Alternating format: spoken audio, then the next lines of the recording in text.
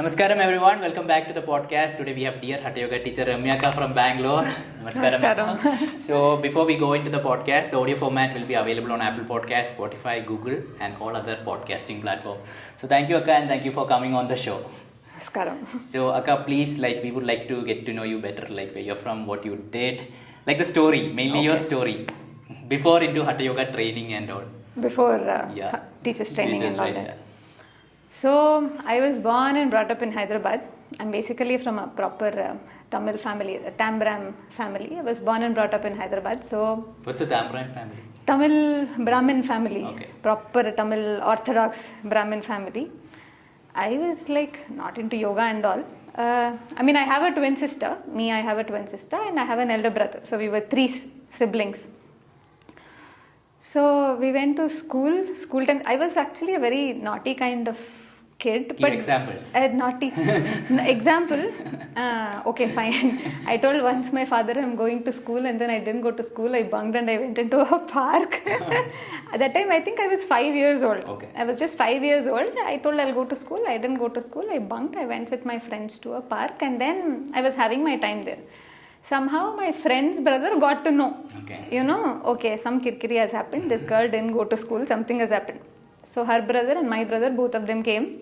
They found us in the park. Nicely took us back home. Got some nice bashing from dad. Okay. But then since then I'm at least a little regular to school. Then so many things I did, Anna. You really want to know everything? Please. We want the masala stuff. This is You not want an inner masala? engineering or Hatha Yoga review. This is my reality show. Reality show. I did so many things like that. I bunked school 2-3 times. Once I stole money from home. Oh, stole. No, this was funny. How it happened. Me and my sister, we decided to buy pencil. We wanted to buy a specific pencil which my parents were not buying for us. So we decided 10 rupees it will take. We took 10 rupees from home. We decided to steal. We went to buy. The shop was closed. Okay. My sister is very intelligent. She's like, Ramya, this shop is closed. We'll go to the next shop and buy. We still didn't stop there also. We went there, we got and we came back home. Soon after we came back home, after a few minutes, we started feeling bad. We shouldn't have done this. This is bad. This is wrong. Then we kept quiet. Then my mother got to know somehow some 10 rupees is missing or something has happened or these two kids, their face is not normal. Something has happened. Then my mom asked what happened. Then we told we stole money like this and then we thought we're going to get anything because my father will get angry, for such kind of things. To my shock, my father didn't say anything. He didn't get angry. My mom also didn't say anything. She sat by us and then she told, see, you should not do things like this. And then she told some emotional story which made us oh, why did we even do this? We shouldn't have done this. People are suffering and all that. And I think that was the thing. After that, we never ever, stole money. Big regret. Okay. 10 rupees pencil. Don't know what pencil, but that is for someone who's 6 years or 7 years, it's a big thing for us to steal 10 rupees at home. Those days 10 rupees is a big thing, no? Give a context. In 10 rupees, what all could you get? In 10 rupees, what all could I get? In 10 rupees, I could only think of pencils that time. Yeah. How many pencils? You can get 10 to 12 pencils Okay. for 10 rupees. Each pencil for 1 rupee if you get also, you can get 10 to 12 pencils. But that pencil was Apsara pencil, which is black in color. Apsara, which extra is, marks for extra dark. Yes, extra marks for extra dark. That pencil only we wanted.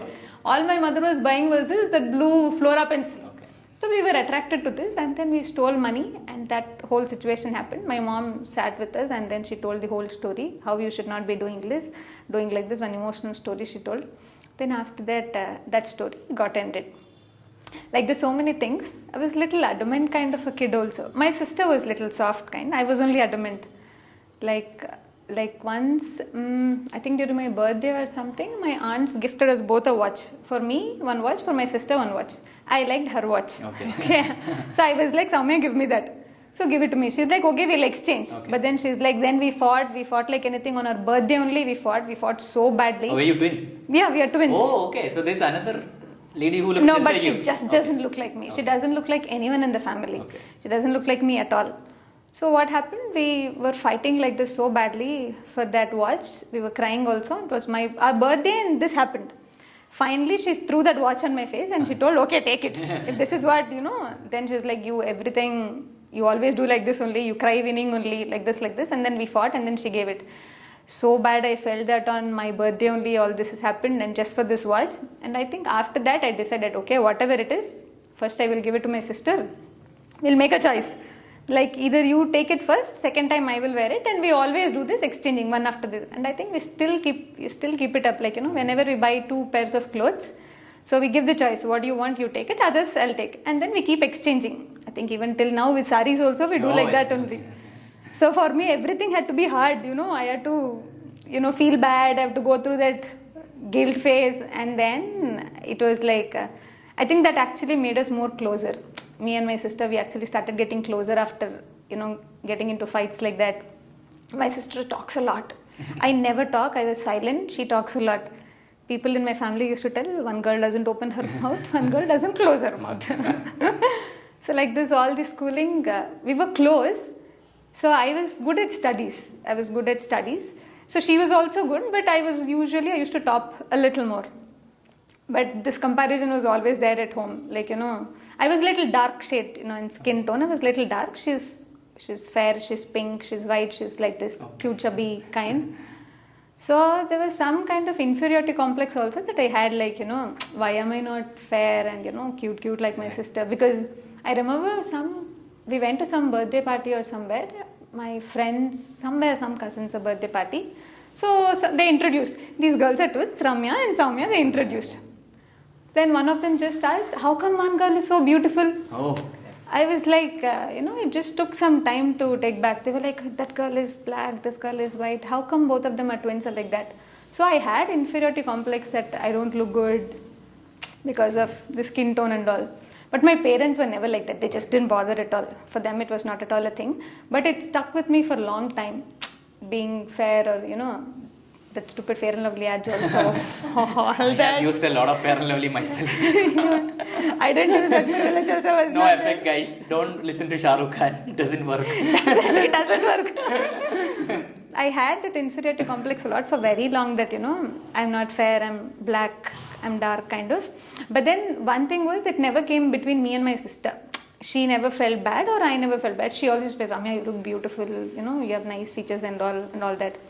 Poor thing, she had in different way. Like, you know, I was good at studies. So she would have had in that way. Like, you know, how much ever she studies, people say, you know, oh, Ramya is smart, she's smart. So like that, both of us had our own share, but we were never jealous of each other. Like, I was never angry at her, she was never jealous. Fighting used to be there, hair pulling fighting, and all used to be there. My brother, he's like always fighting. Me and brother, like remote. You have a little brother. Elder brother. 4 years, me and my sister used to sit and talk. Why is this fellow elder to us? Had he been younger to us, we would have given him one and told him, shut up. But he's elder to us, know what to do. So what he used to do, he used to be like, come, we'll play fighting. He used to watch the fighting. He used to watch the WWF. I need to see this brother. He like, come, imagine, 2 sisters who are 4 years younger to him. He wanted to play WWF. See, this is the imaginary scenario all WWE fan wants. Fight with 2 girls. Fight with 2 girls. Sisters on top of it. Then he used to be like, you both one team, I am one team. You try if you can defeat me. Tag team. We'll be like, hey, poda, who will play? We won't. We are not interested in this. One he used to give. Okay. Then we were like, how dare you hit us? We used to hit back. So like that it used to happen. So he got his game. So he got his game. So this is how you both one team, and finally somehow he only used to win. I don't know how. But we were 4 years younger, tiny no we were. So he nicely used to, you know, hit us both. Some thrashing and all was there. He was also very notorious and very naughty kind. When my mom used to go to school, she was working in school for some time. So few days when we have to be at home, she used to lock us at home and go. So my brother, what he used to do, he somehow used to find a way to come out, and then he used to lock us both inside, and then he used to tell, okay, I'm going, sit in jail, and he used to go. Okay. My father was very angry, kind of, that time he used to be angry. Whenever he does something, we were very scared of him. He used to, you know, if he gets angry, he used to hit us, kind of. So once what happened, whenever my father hits my brother, or if my brother was also naughty kind, so me and my sister, we used to feel bad. We used to cry when my father is hitting my brother, like, ayo, why is Appa hitting him like this? We used to feel bad. Then when our turn comes, and my father used to scold us or get angry, or at least used to come to hit. My brother used to do like this. And we were like, we just felt bad for you, and you're like this. So between brothers and our friendship was like this. But there was one thing which we had, like whenever we eat, we always used to eat together. My brother was good in whistling. Oh, okay. So it was like he always used to whistle, and we have to find out what song it is. Right. So at dinner time used to be like this. Like that, it was fun. All the childhood, playing, fighting, all that was there. So however much we were fighting, that was there between all three siblings. We were together like that. Between me and my sister, it was there because we were twins. We were in the same school. We used to study together, go to school together, college together. Then I think one also I remember where we were in school, 7th class or something, where I was copying from my sister in exam. My teacher thought that it was my sister who was copying from you. Okay. She yelled at her nicely. She gave one thud also to her. I kept quiet. I didn't say it was me. My sister also kept quiet. Poor thing sister, no? So she kept quiet. And then the teacher comes and tells me, like, call your mom. Tell that your sister is doing like this. I said, okay. She felt so bad. But then that was one funny incident that got away like that. Like there's so many things we were I naughty. hope the teacher is listening to this. The teacher, I don't know where she is. If she is listening, probably she will remember. I was her favorite student. I don't know why. I was her favorite student. I was not the very, nice student, but I was her favorite student. I think because I used to get good marks like that. So like that, till 10th we studied. And then after 10th, we decided to do 11th and 12th. I was like, I'll do economics and commerce. I don't want to do science. But everyone in my family, I got 93% in my 10th. I was Science. 94%, like that, good topper kind of only. So they were like, this girl can't do economics, you should study science only. She should study, that mentality. Yeah. You should study science only. My teachers also were like, Ramya should study science, mathematics. So we both joined 11th and 12th. We both joined maths, physics, chemistry. Within 5 days, my sister said, I can't do this anymore. I am going for accounts. So she shifted. I continued because I didn't have a problem with physics anyway, physics and chemistry and maths. So she was in accounts, I was in math. For the 2 years, no one in the college knew that we were twins. We didn't tell. Right. But once what happened, she wore the same dress that I wore. Within 2 days of gap, she wore. Okay. Then they started finding, our surname is also same. Then they were like asking, then she's your sister. Then people got to know that we were sisters and we were twins. Those 2 years was fun because, though it was in a different, she was into accounts, I was into this. She knew all my friends, I used to know all her friends. So we were like, if anyone knows Soumya, it means they know Ramya also, they know Ramya's friends also. It was like that for both of us. Then we finished our 11th and 12th. 11th and 12th, don't ask, it was painful. All the time studying. Then engineering exam, I didn't want to do engineering. I never knew what I wanted to do in my life. But I knew what I don't want to do. So I didn't want to do engineering, that was very sure. So I told my father also I didn't want to do engineering. He was not very adamant that you have to do engineering and all. But then I was getting good marks, I was studying well, so they were asking me to do. So I decided, if I go on like this, then they'll make me do engineering. I deliberately did not write the exam well. I think most of them don't know, apart from my sister and few of my friends. I went to that exam. Entrance exam. I simply played for a while. Whatever I wanted to do, I did. Physics nicely, I drew one design. One snake design I drew. And then I came back. I got a very bad rank. Everyone in my family were like, shocked. They were like, oh, Ramya, we thought she'll get good marks, she'll get good rank. Then they were like, okay, she's not as what we thought she is. Only exams, entrance exam proved whatever. She's not that good or something. But then I was silently laughing like this. I knew what I did. No, my sister and me knew. So that was one bahana for me to not do engineering. Is this the first time you're telling this? This is the first time. On the camera, first time. Thank you. Exclusively on my channel.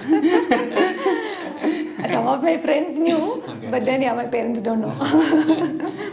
So what happened, I didn't do, then my father was like, if you still want to do engineering, I said, no, I don't want to do engineering. I really didn't want to do engineering.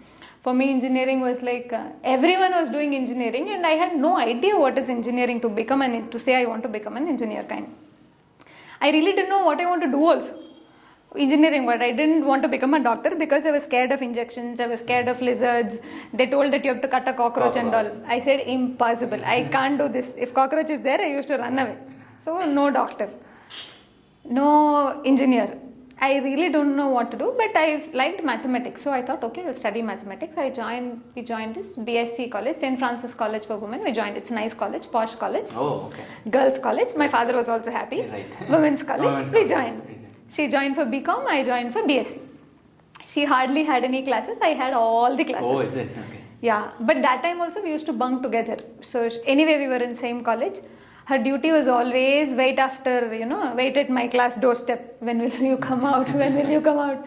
So we used to come out. Whenever we used to come, we used to bunk, and we used to bunk inside college only. Never went out of college to watch movies and all. Like good students only we were. So like that we finished BSc and BCom, both of us. Actually that college improved and taught us a lot, it was like we groomed into from girls to some kind of for the outside world to get into job or something, because it had so many activities, so much exposure was there.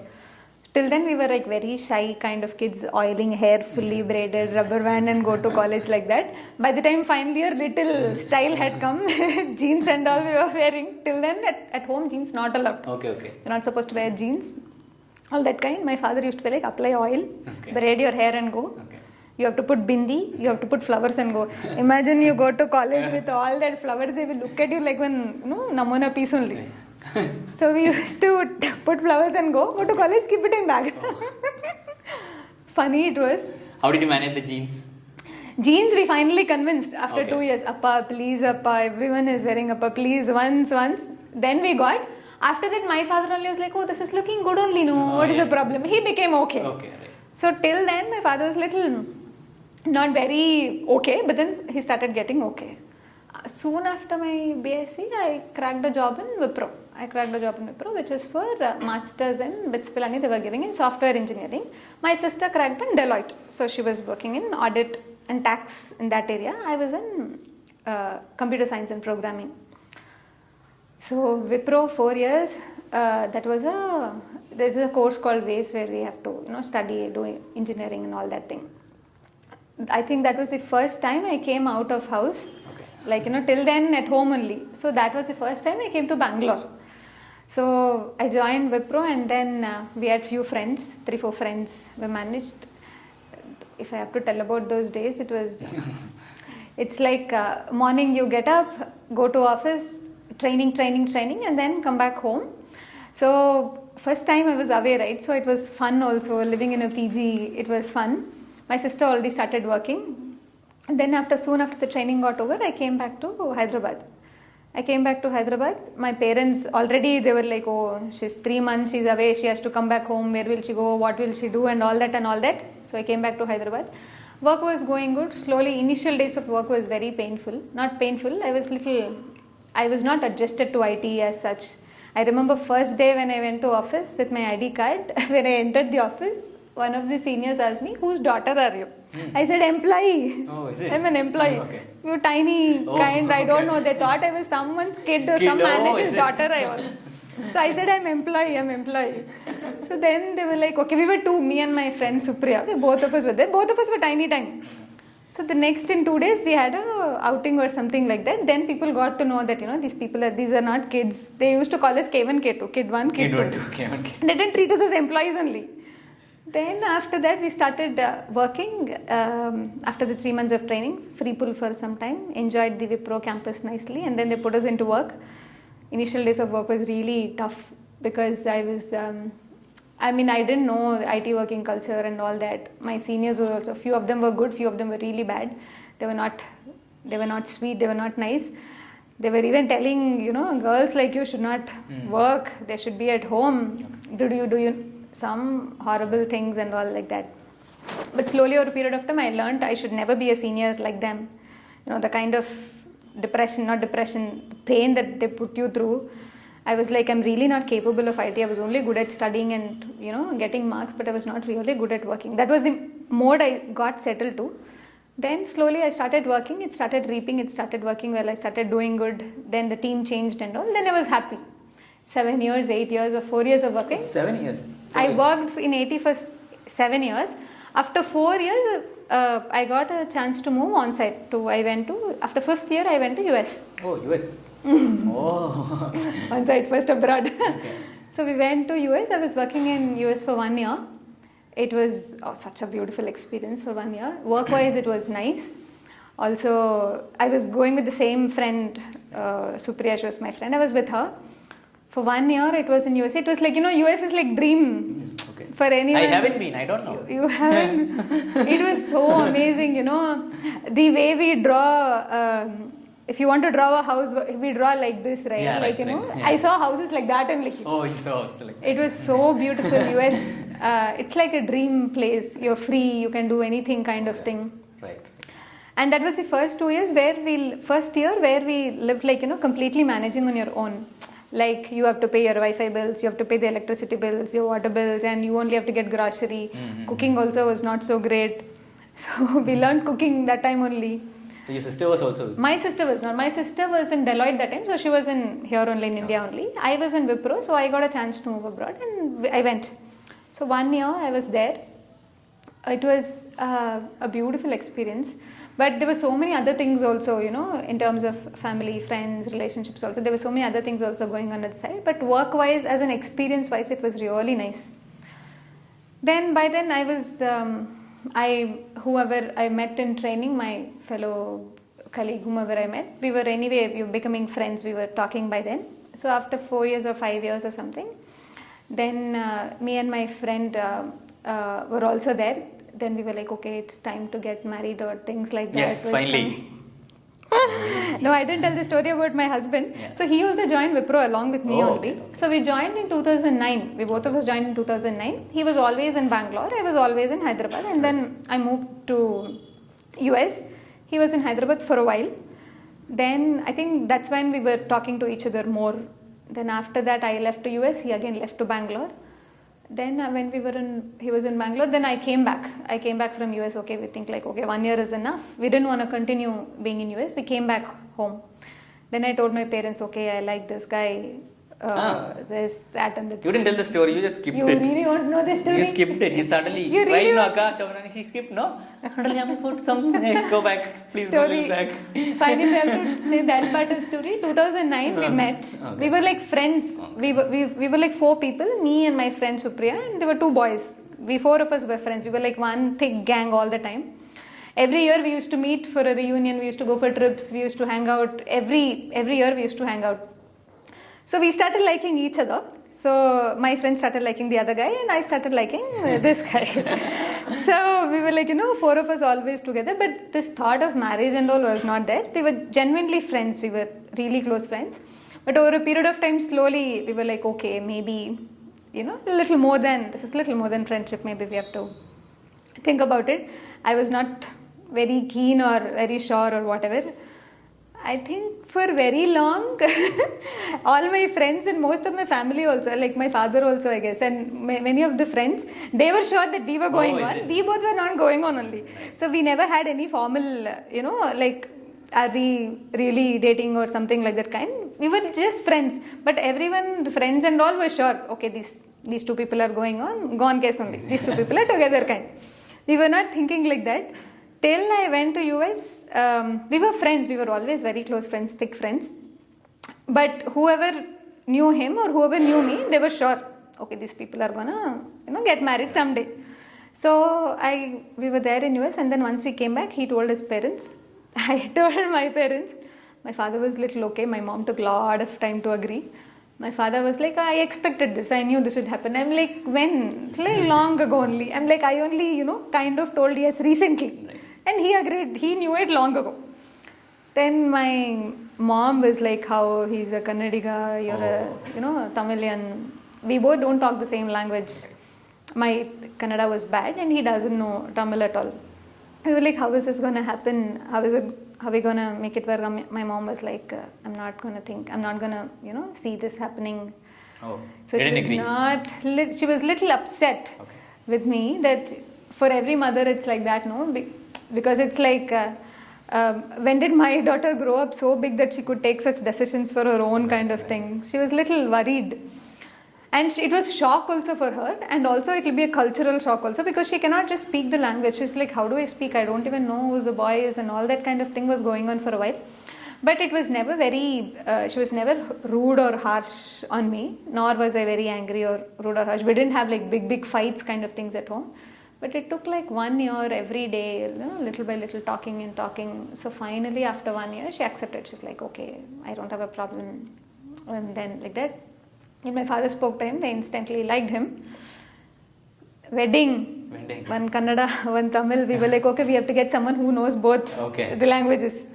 Then we found some cousins whom we have. So they were also there in the wedding. So it was like they agreed finally to a Tamil style wedding. So we were doing the wedding. I remember most of the times I had to translate. Most part of the weddings, it was funny. I had to translate like, okay, like this. My friends were translating. I was translating. So language was one barrier, but then one way it was good because we only communicated what was necessary. We didn't communicate what was not necessary for both their side also and both our side also.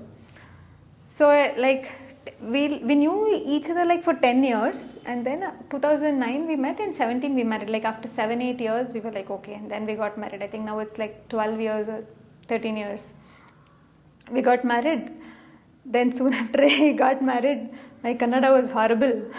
What I speak, sometimes they don't understand. What they speak, sometimes I don't understand. I have to call my husband, okay, call, she's saying something, I'm not able to understand.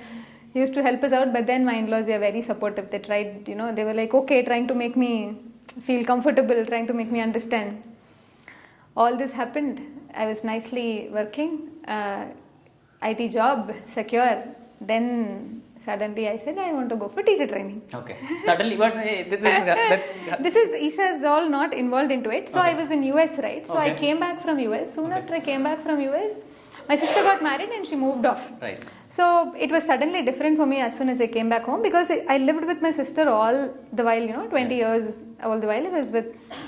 No, this I didn't tell, no. Me and my sister, we were twins, right? So soon after we were born, within 1 year we were separated. So I was living in Hyderabad. My mother's mother, my grandmother, she found it very difficult, 2 twins and 1 elder son also. It was difficult for my mother to handle. So she's like, okay, 1 kid we will take to Chennai. She'll grow with us. So you can't handle all the 3. So I didn't know that I had a twin sister at all. Oh, okay. So my sister went off and she was living in Chennai. It's some movie I've seen like this. It's movie, yeah. She went off to Chennai and she was living there, and I was living in Hyderabad. After, I think my father used to visit once in a while, go see my sister and come. So once I think when my father went, my sister didn't call him as Appa. Appa is like father, no? So she told my grandmother, someone has come. Oh. I think somewhere my father was like, oh, what is this? Daughter is not calling. Or I don't know if that happened or not happened. But I think, yeah. Uncle, is it true? Uncle, I think, yeah, somewhere he felt bad or something. Then they told, okay, it's high time. She has to, live with the parents. She has to know, which is the parents and all. After 5 years, she came back. So that's when I got to know, okay, I was so excited, okay, I have a sister, my sister is coming and all that, I was so excited. So she came, but poor thing for her, it was very difficult to adjust, because she lived with grandparents all the while. Suddenly you tell mother, father, sister, brother. So she was missing everyone whom she lived with, particularly grandparents. Then she was here and my father told me before only, see, sister is coming, you have to adjust, you have to give your clothes and all to her, all this and all that. Right. I was ready, I was a nice girl only. I was like, okay, fine. I'll give. I was excited, I was very happy for my sister that she was coming. She came and she took time to adjust and all, and she didn't know the language Telugu also. I used to take her to all my friends and tell, hey, she's my sister, she doesn't know Telugu, we'll include her also in playing with our gang and all. So soon she started learning and talking and playing with all of us. I remember one incident where my father told, you have to give all the clothes and all. So she took my clothes and she wore. Okay. So then what they did, for one picture, they put her dress for me. Okay. My sister just didn't like it. Oh. She was like, that picture we still have, I don't know where it is. So she was like this, tears just in her eyes, like how can she wear my clothes kind of thing. She was not ready to share. Anyway, she didn't have so much bond or something. So she was not ready to share. So then after that, same school, same things like that. I think she initially had tough time. She used to tell that she used to cry inside bathroom and all, missing grandparents and all. So till 5 years, I didn't know that I had a twin sister and all that. But once she came, I was very excited. I was happy to share everything and all. But she was not. She took time to get adjusted, to sister. But she always kept me on track. Like, I was little naughty, adamant kind. She was like a very good girl. Whatever parents tell, she'll listen. She used to adjust and listen, do more household work. I was little less. So like that, when it comes to studies also, she used to be, Ramya, tomorrow exam is there. You want to study or not? Exam is there. Come study. We'll sit and study. So my books used to be neat because I never opened them. So her books used to be torn because I always used to sit with her only and study.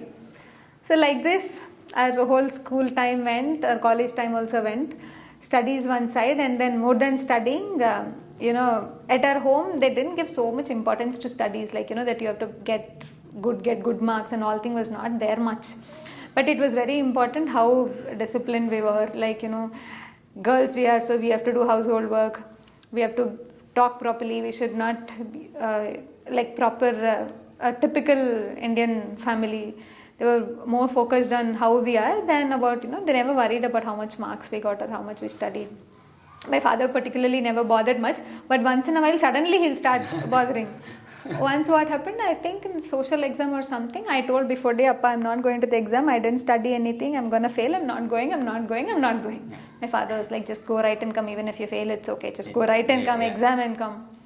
So we wrote the exam and came. In the whole class, 2 people passed. Okay. Rest all failed. Okay. And I was the one who passed. Oh, my sister failed. This is typical of all. I was sure this was coming. My sister failed. Okay. I passed. Okay. So always when it used to come to exam, how it used to be was whoever gets more marks, it is their duty to get the assignment signed. Okay. They give 6 copies, right, of whatever, maths, science, social, whatever. So whoever gets good marks, they only have to go get it signed from father, because otherwise he might get angry. Right. So what we used to do, we used to put in ascending order, like, if I get 12 in some subject, if my sister gets 13, we used to put so that, at the end, by the last, we get good marks. By the time when he's signing last, he should feel good. He should not get angry. Yeah. So we used to do this. Whoever gets good marks is like, it's your turn, you have to get it signed. It's my turn, we have to get it signed. So when she failed, we were like, how to handle this, right. what to do. We kept quiet for so long. But then one little happiness that she had was everyone in the class failed. Yeah. It would have been nice if I also failed and only 2 people passed, and I only got the highest marks also on top of it. For the exam which I cried, I won't go. Then my father, finally we had to tell our father, like, okay, she failed. My father was like, oh, first person in our generation, in our khandan who failed. Oh my God. You're sleeping next to me today. He hugged her and he slept next to her. Okay. For my sister, it was a shock. Okay. He was like, she thought nicely I'm gonna get today. Right. Father is gonna get angry, hit us or something like that, or get angry, shout at us and all. Complete shock. We didn't expect that he would do this. So he's like, first one in the family failed. Moment of pride it is. He's like, okay, Samya, you sleep next to me today. I think maybe he understood it. These simple things or silly things happen, or maybe in everyone in the class failed or something. First time in the report card I'm seeing F. It is good, no problem. So then I think it eased out with my father, Till then he was we were only scared of him. But over a period of time, slowly then my father started becoming closer like that. Then also he met with an accident once. When he met with an accident, he was bedridden at home for 6 months. That is when we actually started getting close to the father, because till then we didn't know father much. He goes to office. By the time we get up, he used to go to office. By the time we come back, he used to go for part-time also. He used to go and he used to come by night 11 or 12. By the time he used to be asleep. Saturday, Sunday holiday for us, Monday holiday for him. So we hardly spoke or interacted much or something. And we were like, if Papa is in office only, it is good because he will not scold us, kind of feeling was there. After that, when he was 6 months at home, then we started talking and all. Then father started getting close to us. Now he is very close. Then that time, we were like only angry kind of feeling between father and us. Slowly. Now, sometimes, when I was going to office, when I was working in Wipro, when I have to catch a bus and go. He'll come and drop me. Okay. He'll come and drop me. Once I get into the bus, he's like, Ramya, eat properly. No. My colleagues and all will be there right next to me. It used to be a little funny, but then he's like, eat properly. Lunch I kept, in box this I kept, that I kept, eat properly. So slowly, whatever we want to do or wherever we want to go, started becoming more friendly then initially it was only fear with father, but slowly started becoming more friendly. He was like, whatever my daughters do, it is great only. Correct. Whatever. I joined dance class, my daughter will become great dancer. I joined drawing class, my daughter will become good artist. She's great artist. She started doing yoga. Oh, she's super. Now she went to the teacher training. My daughter is a yoga teacher. Whatever. Now, initially there was little apprehension, but then he was always proud of us. Whatever we did, whatever decisions we took, or even in the decisions of whomever getting married also. Initially, though there was some apprehension, he was always like, proud of us. With my sister also, it was like that only. Whatever she does, initially he might be little angry he might be, but after that he was always proud of, not just me. So my brother also like that. He used to tell, I'm the only one who's least educated in the family. 10th class, all my kids are good. I'm happy that way. Actually, in that way, they've brought us up so well, so many things. Like, we never had to think of taking advantage kind of things also. So whenever we used to ask for trips and all, initially he'll tell no, but little if you coax this, that and all, he used to agree and he used to say. He gave us like that lot of freedom. My parents both. Me and my sister took lot of advantage also sometimes, like stealing pencil. Like that we took lot of advantage also. But then in overall, if I look back and see, they've actually given lot of freedom. I mean, they were very orthodox kind of, proper at home orthodox kind of people. But then I think it all helped us in so many ways, keeping us rooted, home, family and all that. It just helped us being so rooted. Being my mom is a proper Tamilian, she got married to my father and she moved to Hyderabad.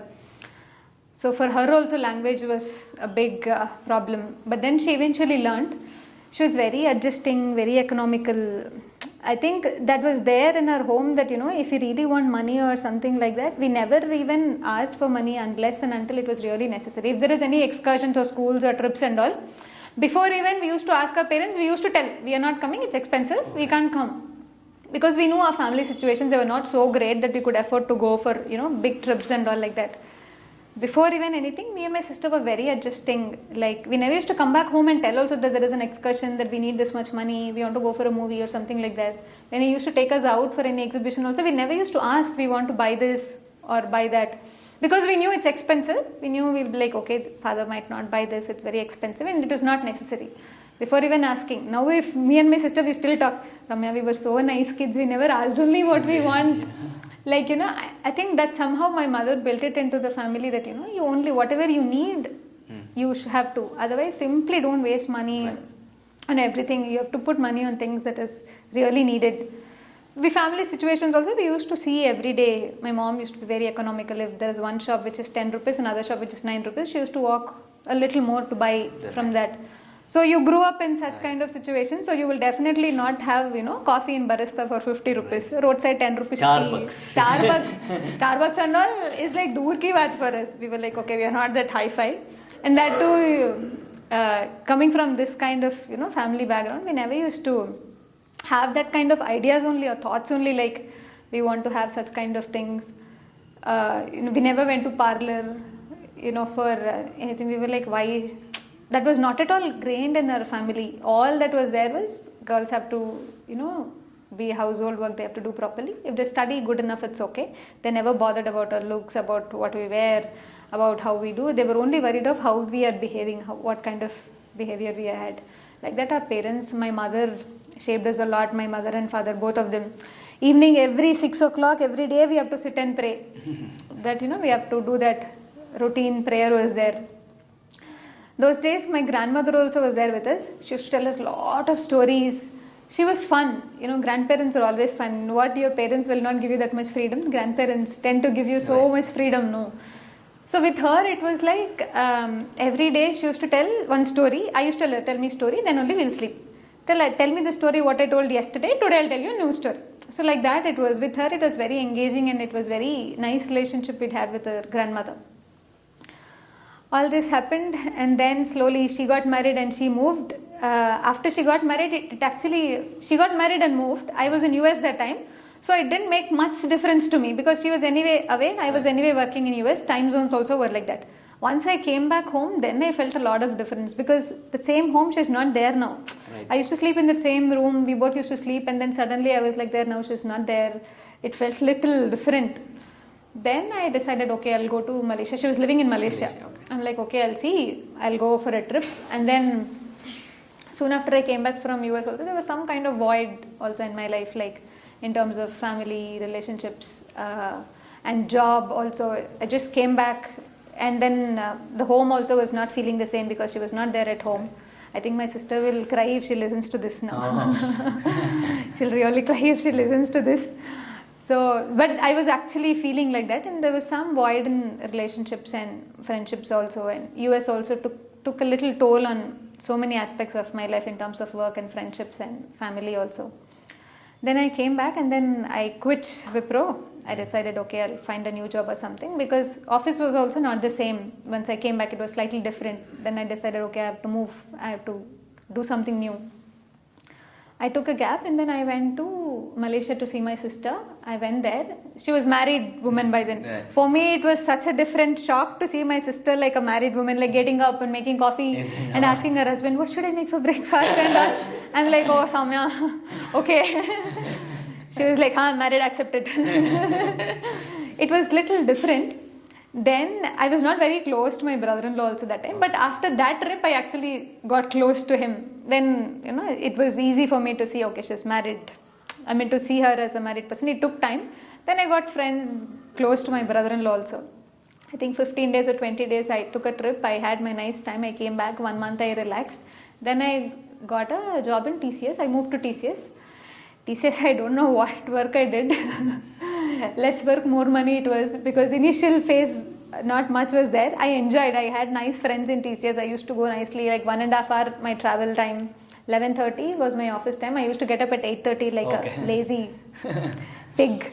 I used to get up at 8:30. I used to go. Then 1 year of working. Then that was some kind of void phase I was going through. That's when I came across Hatha Yoga program. Okay. But then before that, I had somewhere long ago in 2009 somewhere, I got some book of Sadhguru. Okay. I got it. It was 20 rupees only, so I got it. I was in a book fair. I was reading, I went to some book fair. I got that book. But then I was not so keen about what is the Isha Foundation and all. I just read the book. I kept it aside. Once in a while, Sadhguru's videos were also coming, were little Started popular. popping up. Started popping up. I watched 1 or 2 videos. Then I was not into yoga at all. Okay. Last person who will do yoga. I was thin, I'm flexible, I have good money, I have a job, I have everything, family, friends, relationship and all. So I was not at all into yoga kind of thing. My father used to get up at 5 o'clock and go to some random yoga class. I don't know what yoga he learned. He used to sit and watch TV and do yoga also sometimes. Okay. I was not at all into yoga. Then, because everywhere it's branded like that only, no? If you want to become flexible or thin or mind or diabetic yoga, I had nothing. So I had nothing to go for yoga. No need, and I was anyway considering myself thin and flexible. So why should I go? It was like an Indian thing for people who have problem. They go do yoga, they'll get recovered. Like that, Right. my idea of yoga was that. Then what first time I heard about yoga in a very different perspective, that yoga is not about twisting, it's not about body bending, you know, if you put yourself into it, there is lot to it kind of thing I heard. Then I started getting little curious, like, oh, what is this? Let me see what it is. Right. I cannot say this doesn't work or this is something without even trying what it is. I thought, okay, let me try what it is. Then I was watching few videos, like, okay, what is yoga? Sadhguru was speaking about yoga in very different. First time I heard that it's not body bending, it's not twisting, it's not standing upside down and all. Then this 8-day Hatha Yoga program, one ad popped up. You started with the Hatha Yoga. I started with Hatha Yoga program. I was also a little, little blank that time. Soon after I came back from US, it took time. I was little blank that time. Then I decided, okay, I'll go for this 8-day yoga program. Then I registered. I told my parents I'm going. They were like, okay, fine. They didn't have a problem with it. That was the first In Bangalore time. or Hyderabad? I was in Hyderabad only. Right. Then I took a train, I came to Coimbatore. Then I told my parents, see, for 8 days, my phone is going to be off. Oh. I'm not going to talk to you. I'm not going to talk to anyone. It's going to be off. I'm going to completely soak in whatever it is. Ashram was so beautiful. I was so captivated, like, wow, this is so Which beautiful. year was this? This was in 2016. 16, okay. 2016. 8-day Hatha Yoga program. Then I decided, okay, I'm not going to look at mirror also. I'm not going to look at myself in the mirror, not going to, engage in conversations, not have any friends and talk all that kind of thing. So 8 days, it just went so beautifully well, so amazingly well. I mean, more than yoga kind of a thing, the way it was taught, the practices I learned, Surya Kriya and Yogasanas there, the way it was taught, the way I understood, my body was in such a bad condition. I thought I was flexible and all. I realized how bad I was. My flexibility was really bad. Then I was so amazed, and of course the food and the ashram and everything. I was so amazed. I was like, how can people, do like this, and also teach like this? And I was like, this is amazing. Then during that time, Sadhguru had come 3 times for us during that 8-day program. Is it? Yeah, I was not so much involved into Sadhguru and all that also. But when he had come, it was amazing. I mean, there was so much question and answer going on, with the compassion with which he was answering and all that. So many questions. It was fun. He was making fun. 8-day Hatha Yogis. 8 days Hatha Yoga. Oh, great. Not even 21 day. 8-day Hatha Yogis. He was making fun. Then he was like, you must do this every day, every day, please. He was literally begging, like, kind of thing, you must do this every day. That stuck very deep, like, okay, I have to do this every day kind of thing. It was, then he had come for the Bhuta Shuddhi initiation also that happened, and then he gave a darshan also. It was fun. Sometimes he cracked jokes and all, it was fun. I was so smitten by the way he was talking, the way he was answering questions and all. It just made so much sense to me that time. I think it came to me at the right time. Probably it would have come 2-3 years or 4 years before. My intensity towards yoga or practices wouldn't have been like that. It just came to me at the right time. There was some kind of phase, the plank thing, and also I wanted some break. I quit my job also, so everything was going on. And then right time this happened. Then that time my grandfather was in his final stages. So what happened, I was wishing, Grandpa, nothing should happen to you during this 8 days of training. After that, if anything, it's okay. Nothing should happen now, kind of I was wishing. Then I told my parents, don't call me or anything. I'll come back soon after this happens. The training 8 days happens. I'll come back to Chennai that time. So the training got over. It was so beautiful, amazing. I was totally smitten. I was like, this is wonderful. Then I came back. I went to Chennai. My grandfather was fine. Right. He was little okay. Then I came back to Hyderabad. Within 1 week, he passed away. So that time I started keeping up my practices. Since then I started doing. It was in 2016. I started. Since then I started doing my practices every day. And then it was all this, like, your sleep quota comes down and all. It just started. I was like getting up at 8:30. 8 o'clock was like morning for me. Okay. Getting up at 8 o'clock because I used to work at 11 to 11 kind of shift.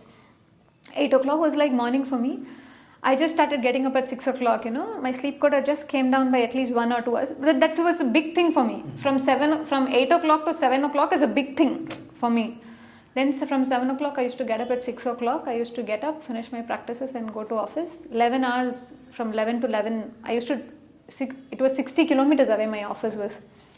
So I used to come back home. I was not very tired. My energy levels were good. It was really started working for me in terms of, getting up. That was a big thing for me, getting up in the morning. I started keeping my practice up. I was doing it every day religiously. Initially, my parents were like, okay, she's doing it regularly, kind of thing. But later, slowly, they were like, initially, I don't know what they thought. Okay, she's doing it. How serious is she about it? Later, they saw that I'm really serious and I started doing it regularly, particularly.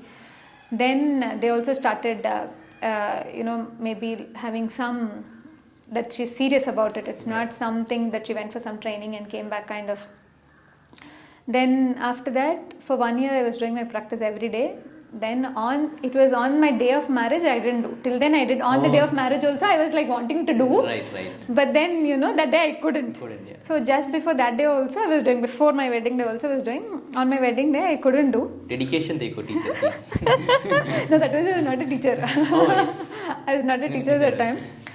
But I was like, it never felt like, a burden kind of thing that I shouldn't do. I decided I have to do. I was struggling with commitment for anything like that. I was also going into dance classes that time. I was learning Kuchipudi because I was saying what to do, kind of little boredom, not boredom. I just came back from US. It was little different suddenly. some kind of void phase or something. Then I joined the dance classes. My dance classes was happening fine, all was going good, and my yoga practices were going good. My sleep came down, I was more active, more energetic, everything was going well, my work was going well, everything was going good. Then wedding, I got married, and then soon after wedding we moved to Germany. We had to move, so I had to quit my job. Right. Then I quit my job. I was always had this feeling that I wanted to do something, when I joined IT also, I was thinking I'll be here for 10 years or 15 years. After that, I'll do something else with my life. I will do something else, not IT only kind. I wanted to do something which is like real, on the field kind of thing. But literally, I had no experience in anything. I didn't know anything else also. So I was trying to search for some NGOs or something. I was working for some NGO they were asking to write some copyright or, proofread or something like that. I was working for some NGO and some documentation kind of work and all. I was thinking what to do, where should I go, I was thinking maybe I should pursue dance or something like that. But then IT was giving me good money, which I needed that time. So after that I had moved, I got married, I came to Bangalore. I didn't know anyone here apart from my husband. It was little different because I come from a proper Tamil family, and then when I got married and came, morning once I get up, it was like all Kannada I was hearing, not hearing Tamil. It took some time for me. Right. Like, okay, it's, you're married, it just started sinking in that you're not living with your sister tell you like you also got married, like you went and told her? No, she didn't. She was actually very happy because she knew him. Okay. She also knew him. We were like friends from 2009, so she knew him long ago only. Since we were friends, she also knew him. All my friends knew her. They talked to her like as if they talked to me only. Then after this, I had to quit my job because we were supposed to move to Germany. So we moved to Germany, and then once I moved to Germany, after 8 years, I finally quit. I was like jobless, properly sitting at home. I didn't miss my job kind of a thing. I didn't I'm like sitting at home doing nothing. I didn't have that kind of feeling. I enjoyed Germany nicely. New place, newly married, first time break from work, new country, and that too it was beautiful.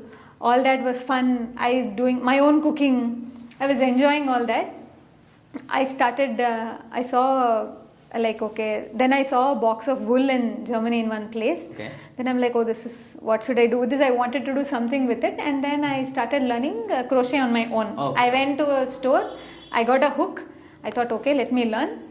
Thanks to YouTube. Okay. YouTube only, these days, whatever you want to learn, YouTube Jai Ho, that's it. YouTube Jai Ho. Yeah, that's a good tagline. YouTube Jai Ho.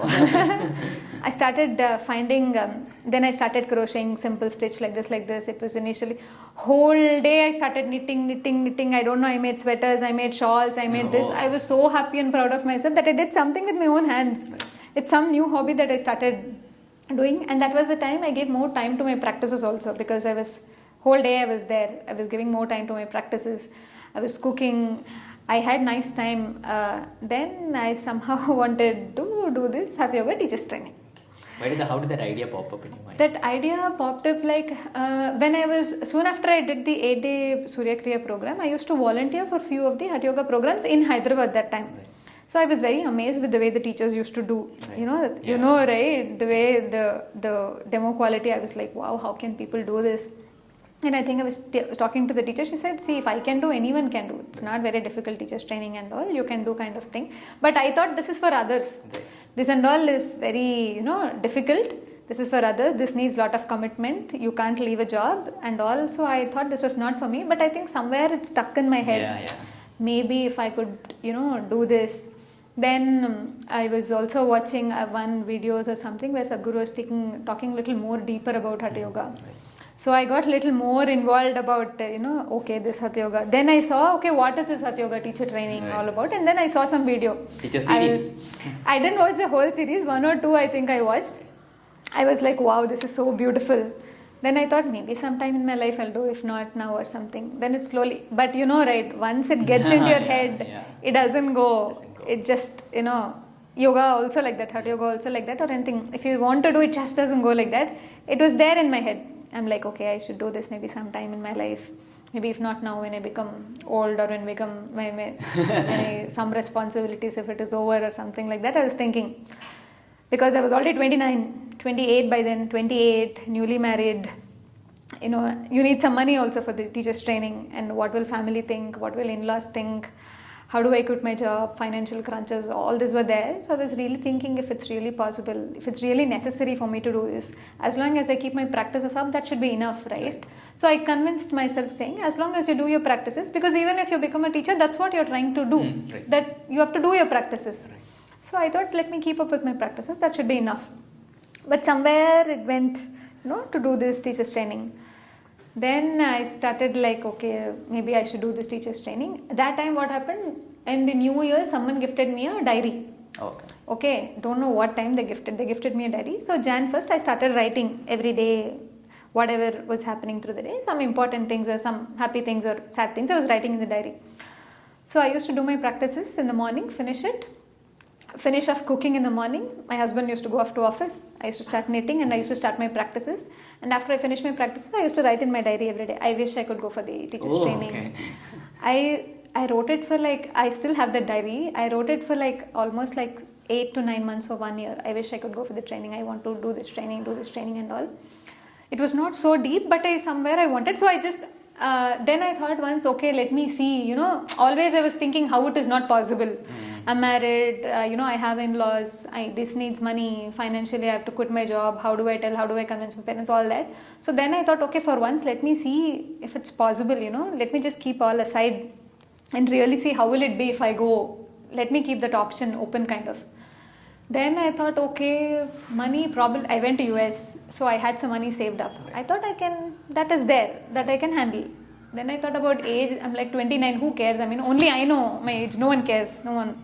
But that should be okay. And about like convincing family, I thought, okay, now I'm married. I have to convince one person. 1%, right. Parents, I can convince. My mom and dad, if I tell I want to go, I can convince them. हमारी daughter Zindabad. My daughter's in the what kind of.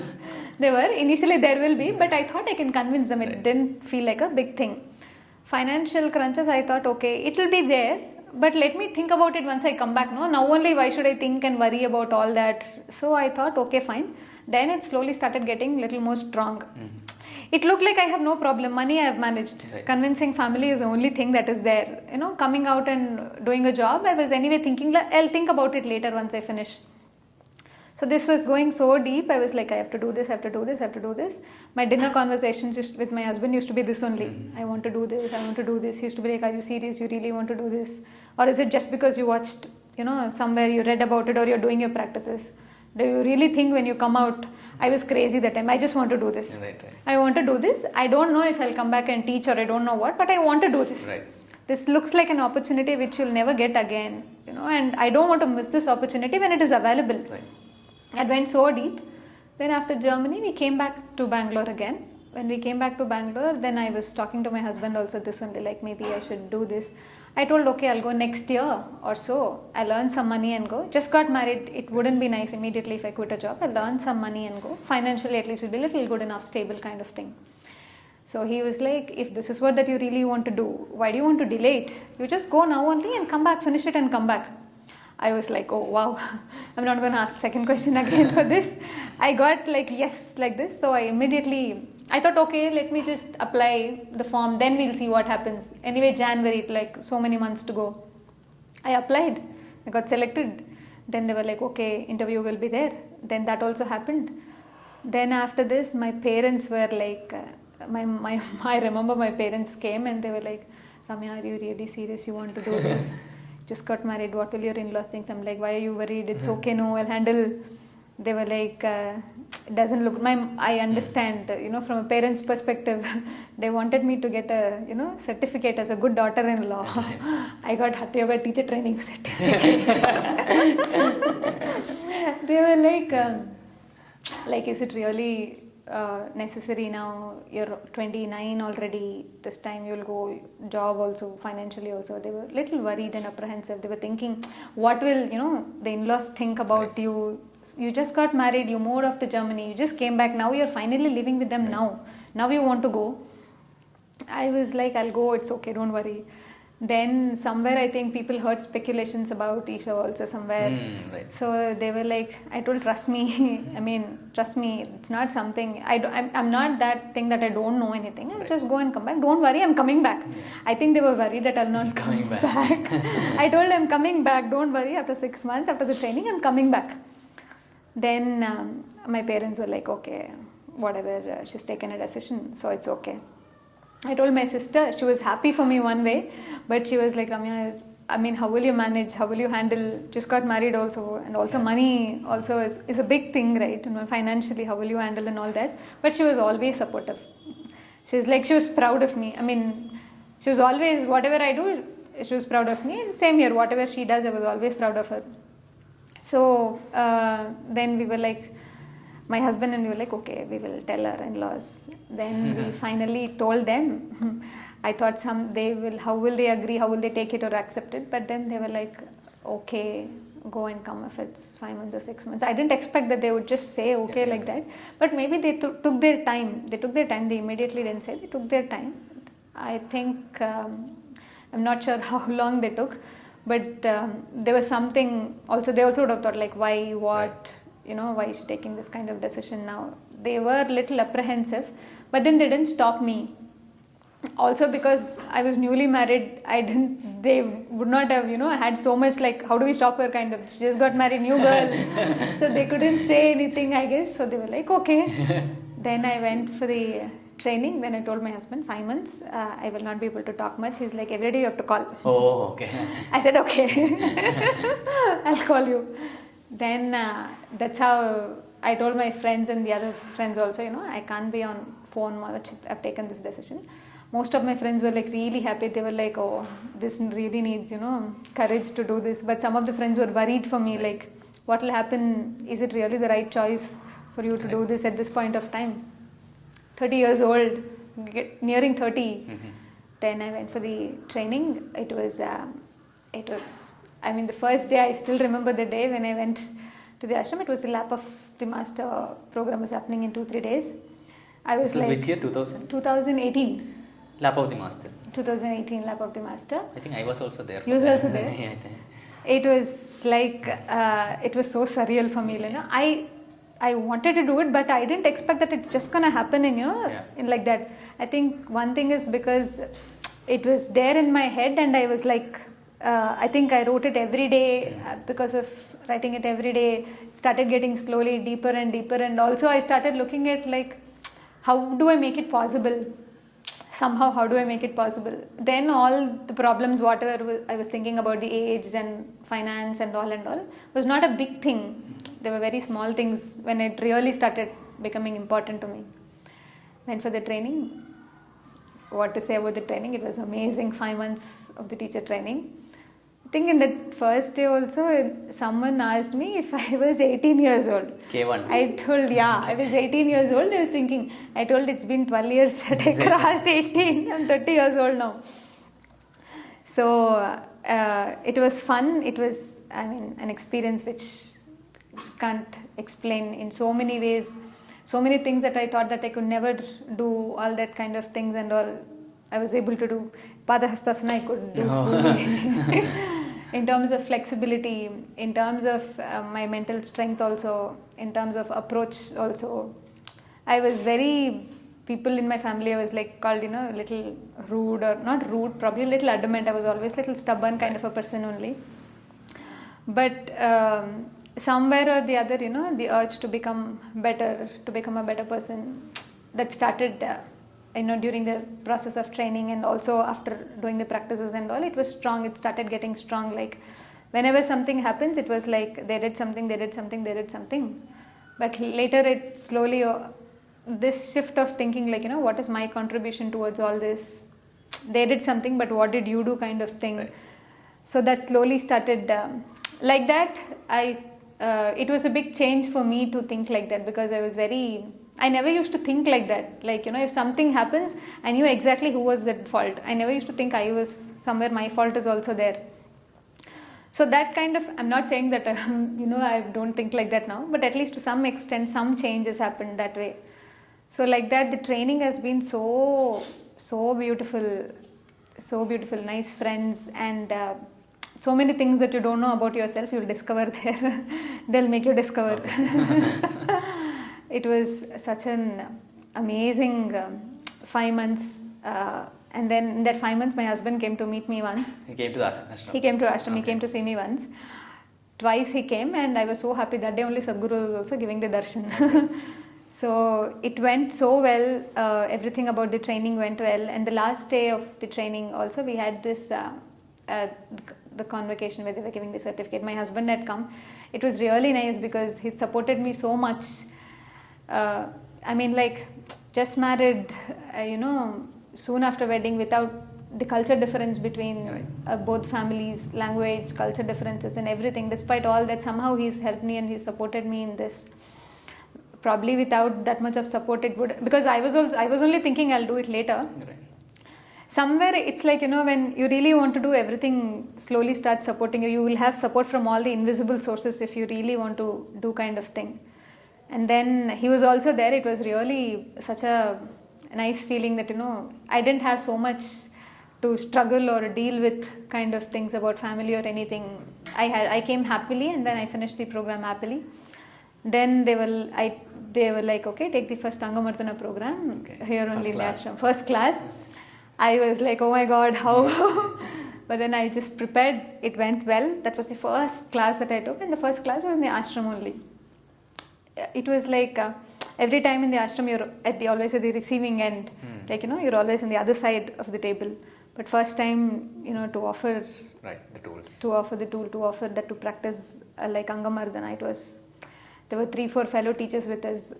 It was like it was so beautiful because you've never seen people doing like that right in front of you, right? It was such an overwhelming feeling. Then I was like, oh, this is it. Then I came back. After I came back, I was clueless in Bangalore because I knew only my husband and the grocery shop guy. And 2 friends who used to First stay. flyer to Grocery shop fellow only. And 2 friends who stayed above my house, the close friends whom we had, as a group. I was like, what to do? How do I schedule? What class to do? I don't know the language also much. I didn't have so much contacts also. Probably in Hyderabad, maybe I could have pulled it off or something like that. I had no idea, no clue. Somehow I thought, okay, one of my friend was like, okay, you schedule a class or something. Like where, if I need a location, I don't have people. Without people, what do I do with the location? Right. It was I was confused what to do. But then I thought, okay, let me try once and see. I made my first Surya Kriya program. 3-4 people called and inquired. They said, no, this is so expensive. We want a monthly class. Okay. We can't come for 4 days. You will teach yoga. What yoga are you teaching for 4 days? Right. That's how normally people ask, right? I tried to convince, saying there are so many benefits of this, and all that talking I did, nothing happened. None of them registered. Okay. Then finally one person registered, and then my husband said he'll also join. Oh, okay. I'm like, really? You also want to join? He's like, yeah, I want to join. I also want to get little, some strength and something like that. I also want to join. Then I said, okay, you have to register. Oh. Yeah. I said, you have to register. You have to, pay for the program and register, because if the other person is paying for the session, you can't. Right. He was like, yeah, I'll pay. He never even asked me, like, for me also, should I also pay kind of. He never asked. So it's like he was more than happy to register. He also paid, he also registered. So I had 2 people for my first Surya Kriya class. So the class went so well. It was really nice. And then my husband was like, good, I'm happy. He was happy.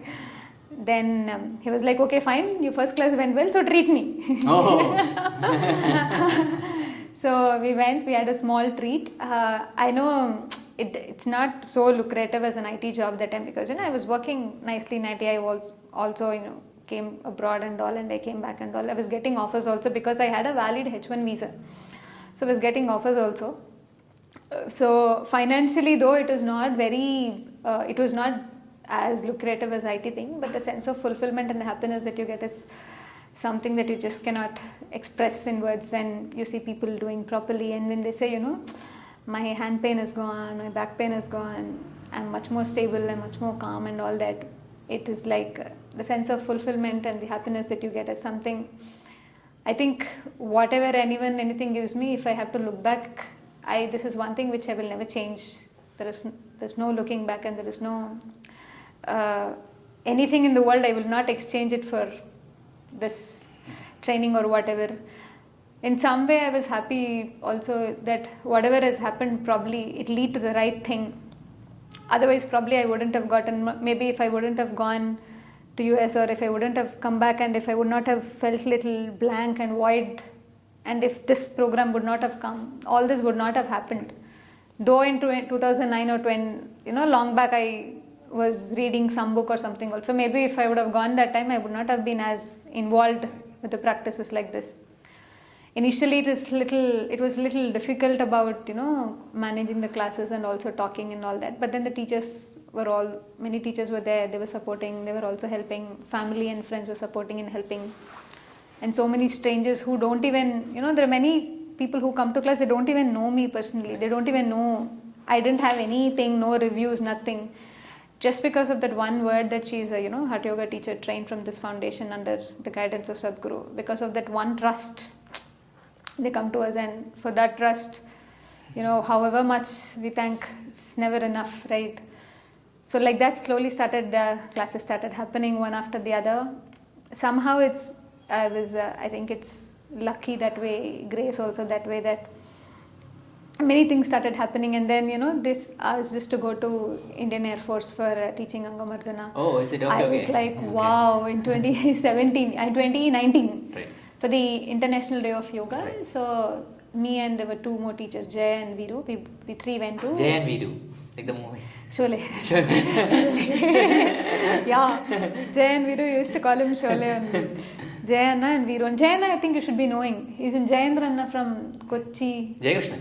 Jaykrishnan. Oh, Not Jayendran, sorry, Jaykrishnan. Yeah, he studied with. Yeah, Jaykrishnan. Okay. Jaykrishnan Anna, me and Virendra Anna.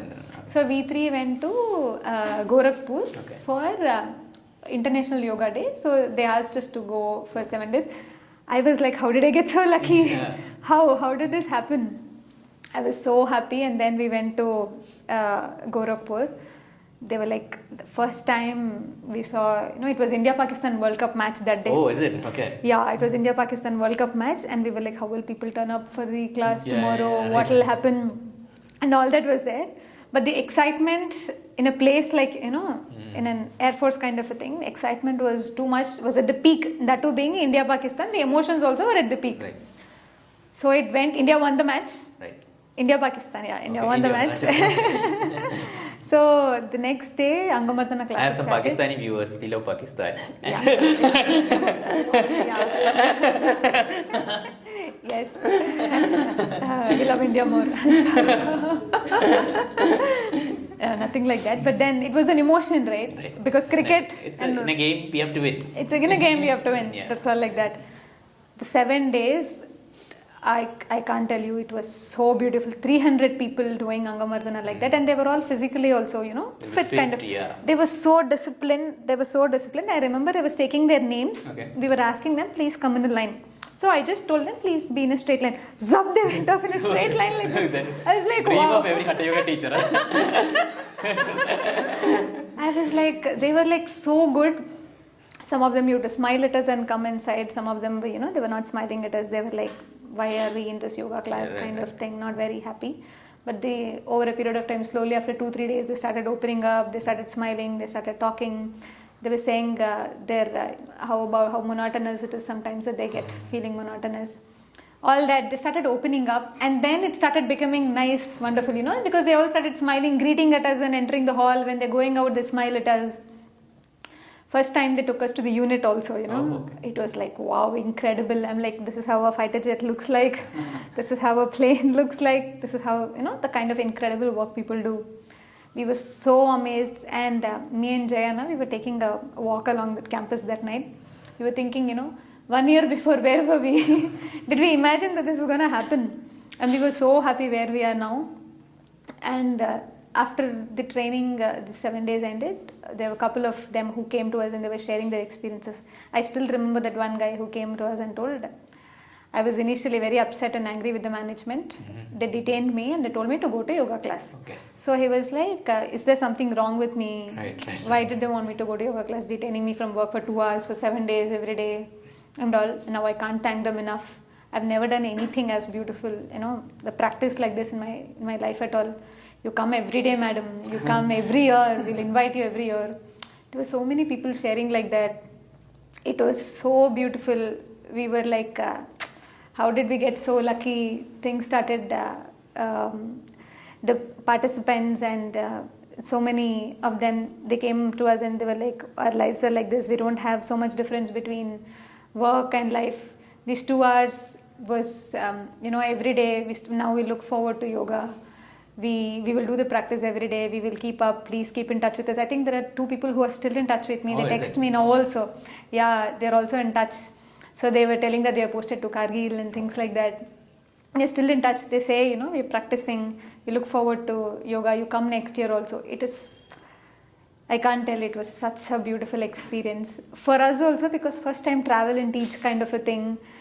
And for the kind of shift that it has made in our lives of how we were and how it is going now, it was incredible. And then we came back, again classes, things like that started happening. Then one after the other, slowly started, initially whatever it is. Now, you understand how to talk to people, how to make them understand that No more shopkeepers. No more shopkeepers. That's the only guy I knew that time.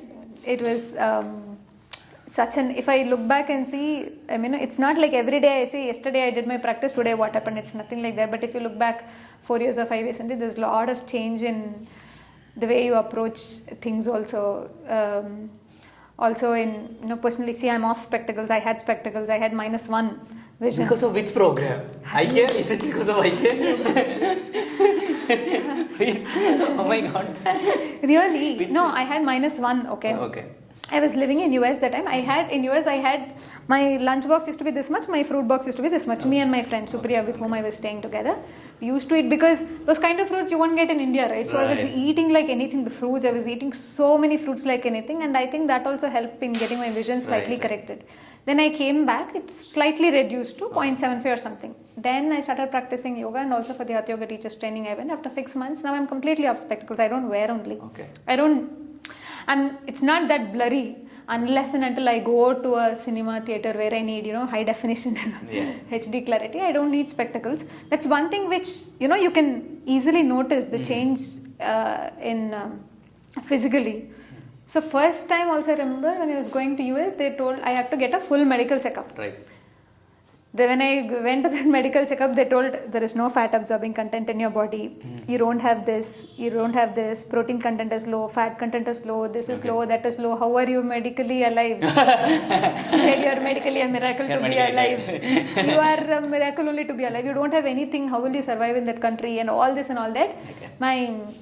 So they gave me some supplements to have and all that. They said you're very thin also, you have to increase your weight and all that. So nothing happened to me. I didn't get any, I didn't have any problem or anything. Physically I was all okay. Then after 2 years when I went to Germany, I came back from US, I did my Hatha Yoga program. After 2 years I went to Germany. Right. After wedding I was going. That time also we had to get a full medical checkup.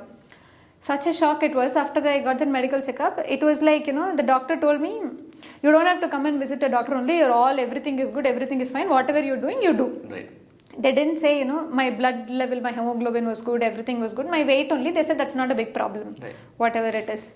So within 2 years, this is at least medically, there was, proof, that lady calling me medically miracle to be alive. I still remember she was like, you have to eat meat, because there is nothing in your body. Biryani. Vegetarian. So this was one thing that happened after, they said at least medically I was fit.